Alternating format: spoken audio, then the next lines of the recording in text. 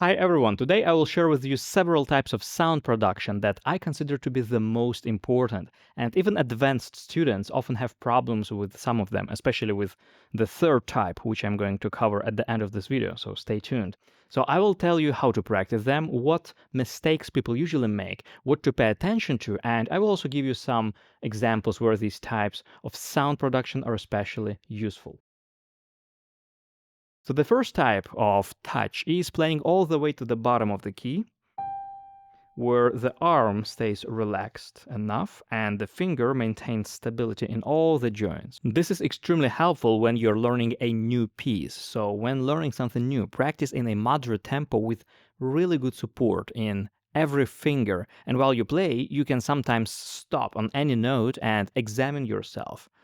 Do you feel support in this particular finger? Do you feel that you can relax all the other fingers properly? So when you practice like this, then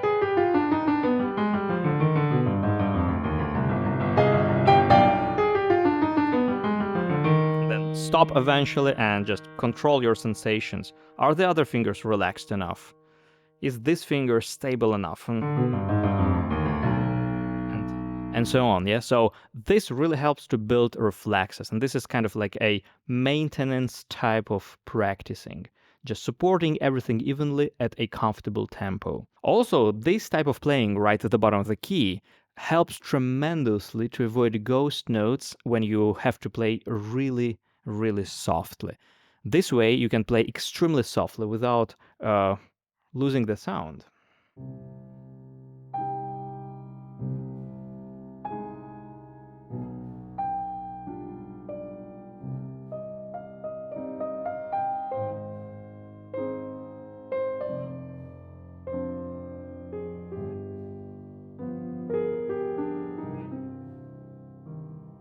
So what I'm doing here, I'm just making sure that each finger dives right to the bottom of the key. But there is a hint, and there is a trick here, because just going to the bottom of the key is not enough. So what I see very often is that a student becomes kind of stiff and blocked when they reach the bottom of the key.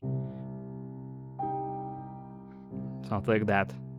When you reach the bottom and you kind of like get stiff, get blocked. So very important here is to imagine, and very helpful, is to imagine that the motion doesn't stop when you reach the bottom of the key.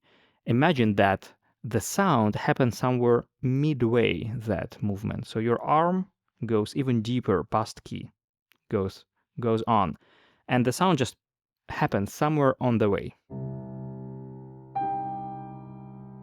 You see, so the wrist is flexible enough, and there's kind of an after motion. The motion doesn't stop when I take the sound. Should be able to kind of bounce around like this. This allows you to stay relaxed. But there is one danger. Very often when students think about this, they start pushing the keys too much. So while you feel this gentle support at the bottom of the key, your arm should still remain relaxed and you should avoid pushing down. It is a fine line, but if you observe your sensations closely, you will understand where it is. As my teacher Elisov Versaladze once said, you should play with a light heaviness. Of course, this sounds like a contradiction, because how can heaviness, how can something heavy be light? But you have to find the special kind of light heaviness when you play the piano. Another way to test whether a student is not playing too heavily and not using too much tension is this. Another person can come close, for example, a teacher, and try to lift their arm while they're playing a passage. And there should not be any resistance. So imagine that my right hand is another person. And if there is no resistance, if you're able to lift the arm, no matter what the student is playing, then you know that it's right. But if you feel any kind of resistance here, you know that they are pushing too much and have too much tension. The second type of touch is staying at the surface of the keys, and this works well when you have already mastered the skill of supporting yourself at the bottom of the key. So first, learn how to support yourself at the bottom of the key, and then experiment with playing lighter at the surface of the keys. And this is, of course, very, very useful when you have to play not just lightly, but also very quickly. Like, for example, this beautiful etude by Burgmüller.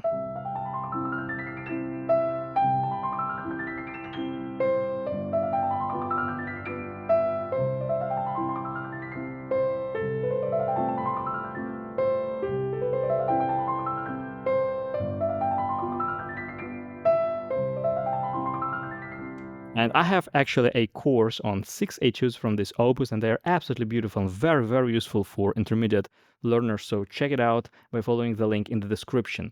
But here, when we have to achieve this kind of glissando effect, you really have to stay at the surface of the keys. But in order to play well at the surface, we need to feel the mechanics of the piano in a very subtle way and to feel where the point of the sound is. The point of the sound is not at the bottom of the key. It's somewhere midway in the middle. So you can press the key only halfway and already get the sound. This allows you to play in a very transparent and elegant way with a very tender sound. But it also comes with a higher risk of ghost notes, and in order to be able to play at the surface of the keys, your fingertips should be so incredibly sensitive, and raising awareness of your fingertips is a very important skill to master. So, when learning a new piece, try to spend several days practicing it in a very comfortable tempo where you can give equal support to each finger, let's say.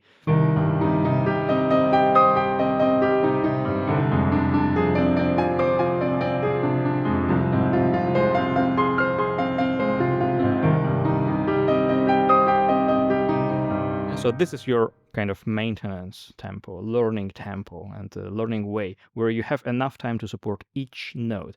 But if a piece is really fast, then when we raise the tempo, we do not play every note all the way down to the bottom of the key in the same way. Some parts of the passage will be lighter at the surface of the keys, and some parts will be a little heavier to the bottom of the keys. And these places where we lean a little more, where we go deeper through the key, I call leaning points. So this becomes a kind of hybrid way of playing. Some notes will go deeper in the key, like in the first type of touch, while other notes stay closer to the surface, like in the second type. So for example, in this passage, I would lean here and here, but everything that is in the middle would be played much lighter.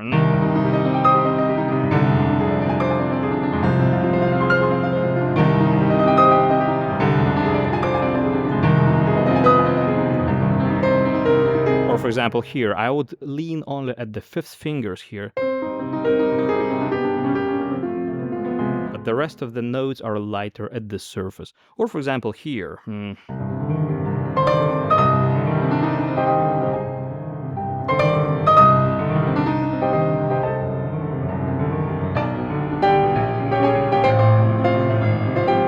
So in those passages in the left hand, most of the notes are light at the surface of the keys.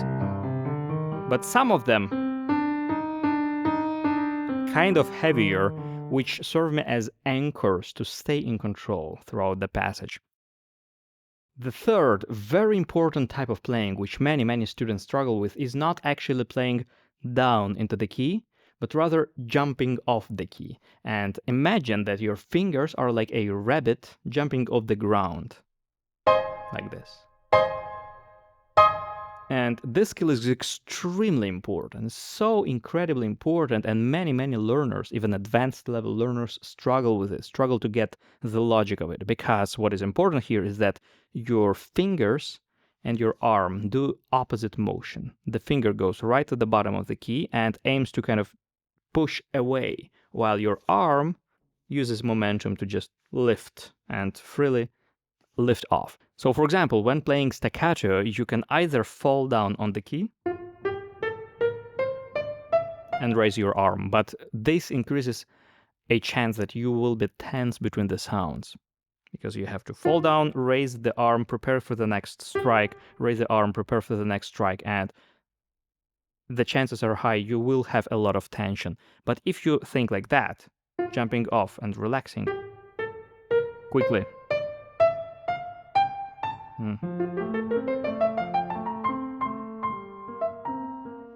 yeah, you might be much more relaxed. Or for example, this is absolutely essential in really loud, massive spots with a lot of chords, like this one.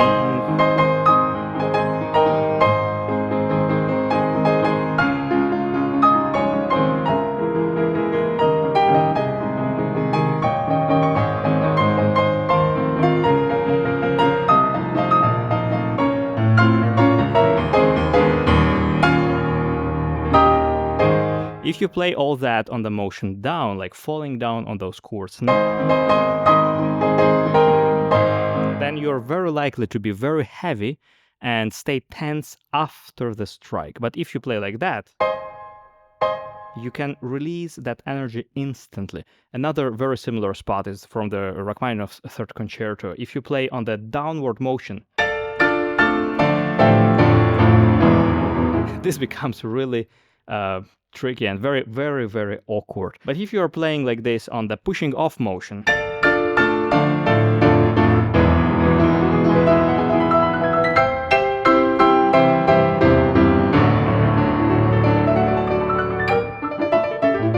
then it's becoming much, much more user-friendly, let's say. Thank you for watching this. If you want to study piano with me, check out my comprehensive courses by following the link in the description, and see you next time.